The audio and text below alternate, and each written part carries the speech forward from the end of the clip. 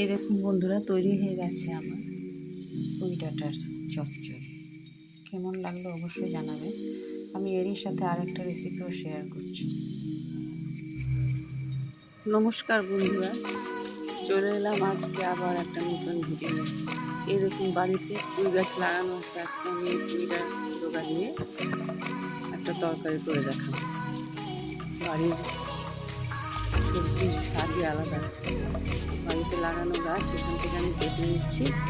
কেটে এটা দিয়ে আজকে রান্না করে দেখাবো। এই দেখুন, এবার আমি ভালো করে কেটে নিচ্ছি। এই দেখুন, আমি এইভাবে পুঁই ডাঁটাগুলো কেটে নিয়েছি। কচি কচি পাতা সবগুলো দিয়েছি, এভাবে সুন্দর করে কেটে নিয়েছি। এবার এগুলোকে ভালো করে ধুয়ে নেব। পুঁই ডাঁটার তরকারিটা করার জন্য আমি এখানে আলু, বেগুন আর কুমড়ো নিয়েছি, এভাবে কেটে নিয়েছি। এবার ভালো করে ধুয়ে নেব। পুঁই ডাঁটার তরকারিটা করার জন্য আমি কড়াই তেল নিয়ে নিলাম। এবার দুটো কাঁচা কালো দিয়ে নিয়ে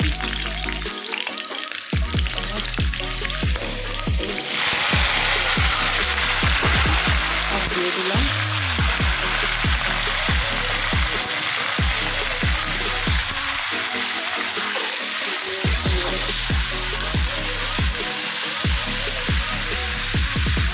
এবার আমি এটাতে স্বাদ মতো নুন দিয়ে দিচ্ছি।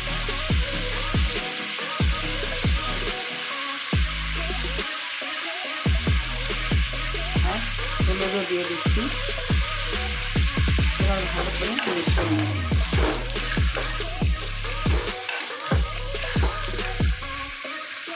এভাবে একটু সময় নেড়ে এবার আমি এতে পুঁই ডোকাগুলো দিয়ে দিচ্ছি।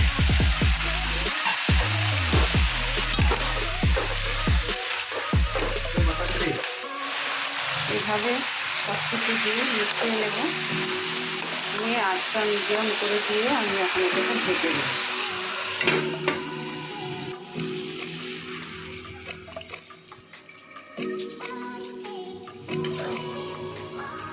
জল দিয়ে এবার আমি এটা ঢেকে দেবো। আঁচটা মিডিয়াম করে দেবো। হয়ে এসেছে তা, এবার আমি একটু মিষ্টি দিয়ে দেবো। কাঁচা লঙ্কাও দিয়ে দিচ্ছি। হয়ে এসেছে। এবার একটু সময় রেখে আমি এটাকে নামিয়ে নেব।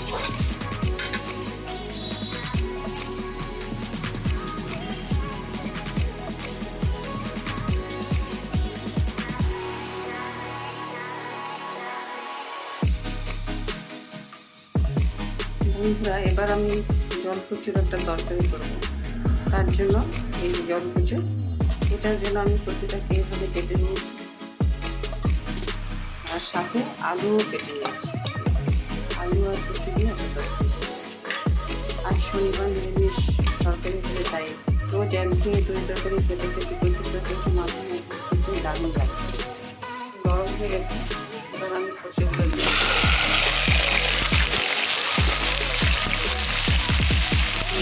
স্বাদ মতো নুন দিয়ে দিলাম। স্বাদ মতো নুন দিয়ে একটু নেড়ে নিচ্ছি। তারপরে এখন আমি একটু ঢেকে দিলাম আর মিডিয়াম করে ঢেকে দিলাম। সময় ভাজা হওয়ার জন্য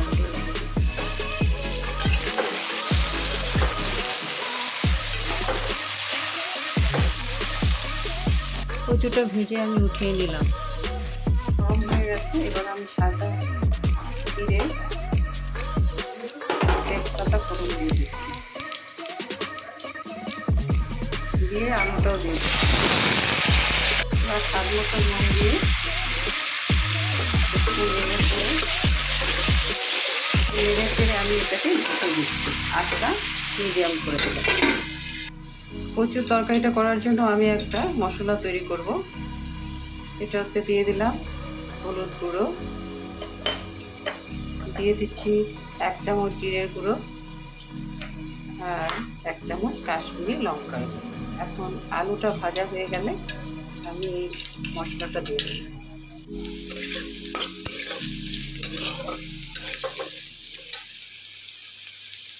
ভাজা হয়ে গেছে, এবার আমি মশলাটা দিয়ে দিচ্ছি।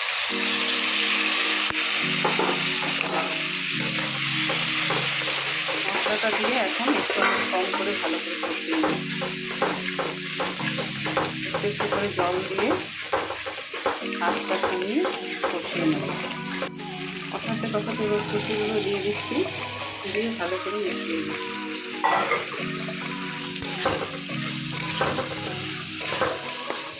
একটু সময় এগুলোকে ভেজে নেব। এই দেখুন মশলা দিয়ে ভাজা হয়ে গেছে। এবার আমি ঝোল দিয়ে দিচ্ছি।